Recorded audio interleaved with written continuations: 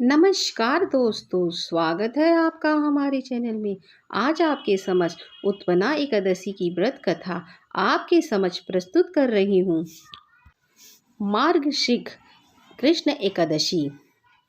सूत जी कहने लगे, हे ऋषियों, इस व्रत का वृत्तांत और उत्पत्ति प्राचीन काल में भगवान कृष्ण ने अपने परम भक्त युधिष्ठिर से कही थी। वही मैं तुमसे कहता हूँ।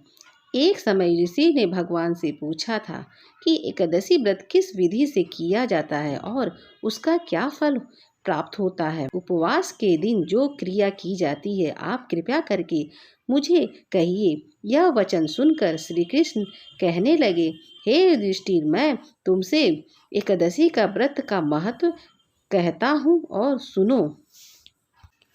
सर्वप्रथम हेमंत ऋतु में मार्गशीर्ष कृष्ण एकादशी से इस व्रत को प्रारंभ किया जाता है। दशमी को सायंकाल में भोजन के बाद अच्छी प्रकार से दंतवन करें ताकि अन्न का अंश मुंह में ना रह सके। रात्रि को भोजन कदापि ना करें, ना ही अधिक बोले। एकादशी के दिन प्रातः 4 बजे उठकर सबसे पहले व्रत का संकल्प करें। इसके पश्चात शौच आदि से निर्मित होकर शुद्ध जल से स्नान करें।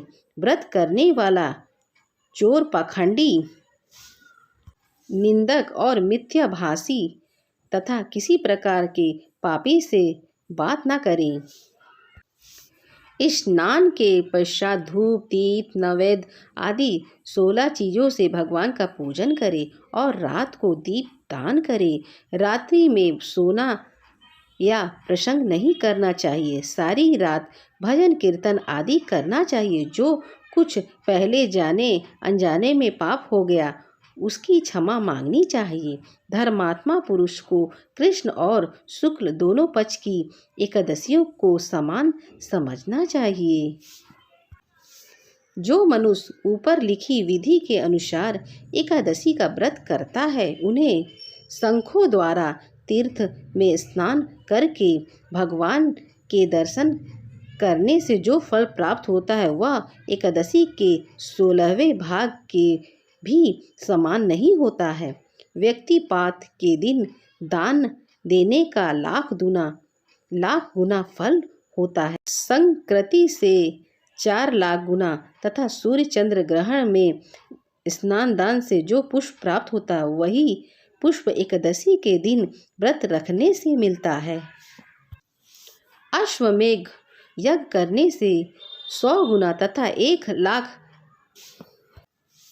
तपस्वियों को 8 वर्ष तक भोजन करने से 10 गुना तथा 10 ब्राह्मणों अथवा 100 ब्रह्मचारियों को भोजन कराने से 1000 गुना पुष्प भूमि दान करने से होता है। उससे 1000 गुना पुष्प कन्यादान प्राप्त होता है। इससे भी 10 गुना पुष्प विधा दान करने से होता है। विधा दान से 10 गुना पुष्प भूखे को भोजन कराने से होता है। अन्न दान के समान इस संसार में कोई ऐसा कार्य नहीं जिसको देवता और पितर दोनों तृप्त होते हैं, परंतु एकादशी के व्रत का पुष्प सबसे अधिक होता है। हजारों यज्ञों से भी अधिक इसका फल होता है। इस व्रत का प्रभाव देवताओं को भी दुर्लभ है। रात्रि को भोजन करने वाले को उपासना का आधा फल मिलता है और दिन में एक बार भोजन करने वाले को भी आधा फल ही प्राप्त होता है। जबकि निराजल व्रत रखने वाले का महत्व तो देवता का भी वर्णन नहीं कर सकते हैं। युधिष्ठिर कहने लगे कि हे भगवान, आपने हजारों यज्ञों और लाखों गोदान को भी एकादशी के व्रत के बराबर नहीं बताया। 100 यह तिथि सब तिथियों से उत्तम कैसे हुई, बताइए। भगवान कहने लगे, हे युधिष्ठिर, सतयुग में मुर नाम का दैत्य उत्पन्न हुआ। वह बड़ा ही बलवान और भयानक था। उस प्रचंड दैत्य ने इंद्र आदि, वायु, अग्नि आदि सभी देवताओं को पराजित करके भगा दिया था। तब इंद्र सहित सभी देवता ने भयभीत होकर भगवान शिव से सारा वृत्तांत कहा और बोले, कैलाशपति मुर दैत्य से भयभीत होकर सब देवता मृत्यु लोक में फिर रहने लगे। तब भगवान शिव ने कहा कि हे देवताओं, तीनों लोकों के स्वामी, भक्तों के दुखों का नाश करने वाले भगवान विष्णु की शरण में जाओ। वे ही तुम्हारे दुखों को दूर कर सकते हैं। शिव जी के ऐसे वचन सुनकर सभी देवता क्षीर सागर में पहुंचे। वह भगवान को शयन करते देख हाथ जोड़कर उनकी स्तुति करने लगे। हे देवताओं द्वारा स्तुति करने पर योग प्रभा आपको बारंबार नमस्कार है। देवताओं की रक्षा करने वाले मधुसूदन, आपको नमस्कार है। आप हमारी रक्षा करें।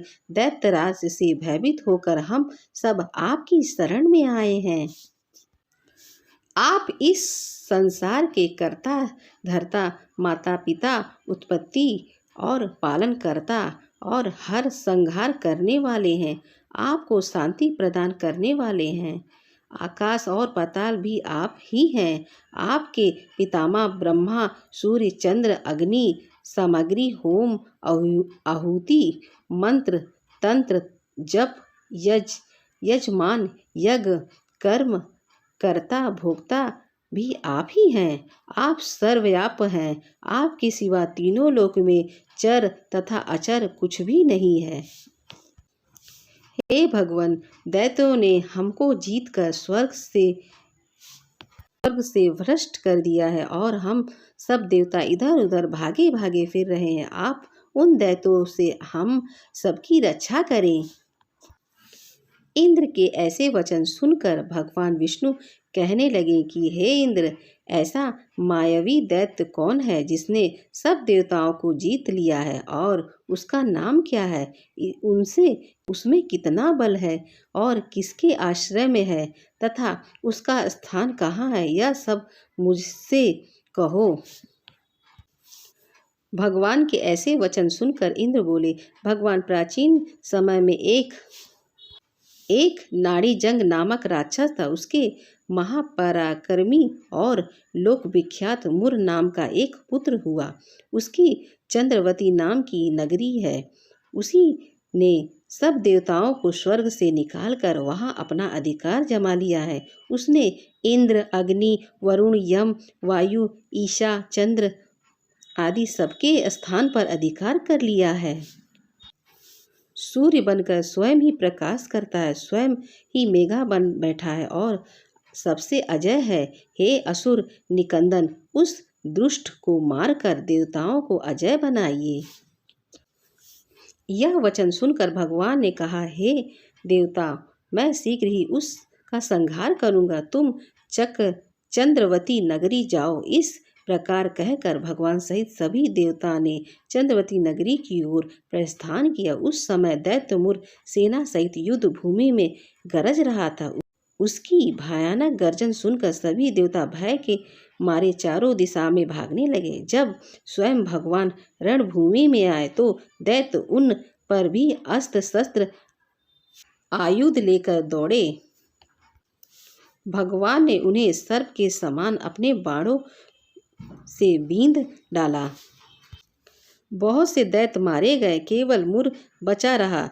वह अविचल भाव से भगवान के साथ युद्ध करता रहा। भगवान जो भी छेड़ता बाण चलाते वह उसके लिए पुष्प सिद्ध होता। उसका शरीर छिद्र विद्ध हो गया, किंतु वह लगातार युद्ध करता रहा। दोनों के बीच में मल्लयुद्ध भी हुआ। 10,000 वर्ष तक उनका युद्ध चलता रहा, किंतु मुर नहीं हारा। थक हार कर भगवान बद्रिकाश्रम चले गए। वहां हेमवती नामक सुंदर गुफा थी। उसे विश्राम करने के लिए भगवान उसके अंदर प्रवेश कर गए। यह गुफा 12 योजना लंबी थी और उसका एक ही द्वार था। विष्णु भगवान वहीं योग निद्रा की गोद में सो गए। मुर भी पीछे पीछे आ गया और भगवान को सोया देकर मारने को उद्यत हुआ। तभी भगवान ने शरीर से उज्जवल कर्तिमय रूप वाली देवी प्रकट हुई। देवी ने राक्षस मुर को ललकार ललकार युद्ध किया और उसे तत्काल मौत के घाट उतार दिया। श्री हरि जब योग निद्रा की गोद में उठे तो सब बातों को जानकर उस देवी से कहा कि आपका जन्म एकादशी के दिन हुआ है, अतः आप उत्पन्ना एकादशी के नाम से पूजित होंगी। आपके भक्त वही होंगे जो मेरे भक्त हैं। अगर मेरी वीडियो आपको अच्छी लगी तो हमारे चैनल को सब्सक्राइब करें।